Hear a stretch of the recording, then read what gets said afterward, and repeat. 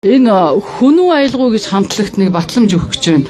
Үндэсний өв уламжилт урлагийг түгээн дэлгэрүүл хүйсэлд итэг санаачлагтай оролцож талын таван эрдэнэ соёлын цогц арга хэмжээний хүрээнд зохион байгуулагдсан олон улсын ерөөлч магтааш нарын 2 дугаар наадамд авиас бэлэгтнүүдэд амжилттай оролцуулж өндөр зохион байгуулалттай мандайлан оролцсон тул шилдэг оролцогч байгууллага шалгаруулан энэхүү батламжийг гардуулав.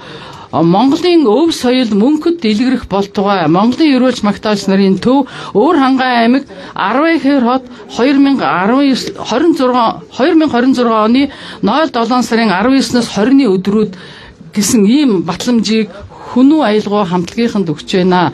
За хүнүү аялгын хамтлагийнхандаа бас энэ үзэмчин аялгау чимдийн жигмэд гойн одоо энэ гарсан номыг бас давхар гардуулж байна. Энэ номноос хүүхдүүдэд сайхан тэр аялгауд магтаал холбоо өгсөйн одоо зааж сургах гэж бодож өгч байна. Энэ нодингийн анх дахь олон улсын наадамд оролцсон насан мөнх гэж зүүн үзэмчний нэг ерөөлч байгаа. Энэ хүн өөрийнхөө номыг бас гаргасан монгол хэл дээр үүнийг бас хамт давхар өргөн барьж байна.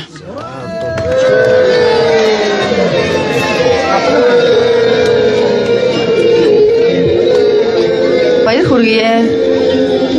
Ерөөл магтааштай олон улсын 2 дугаар наадамд маань Улаанбаатар хотоос хүрэлцэн гэж оролцож байгаа хүннүү аялгау хамтлагтаа хүндгэл үзүүлж байгаа юм байна.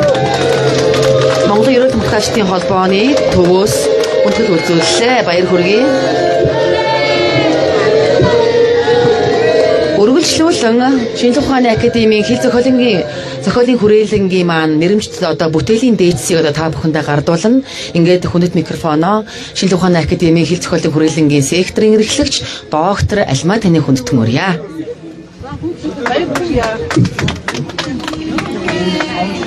За та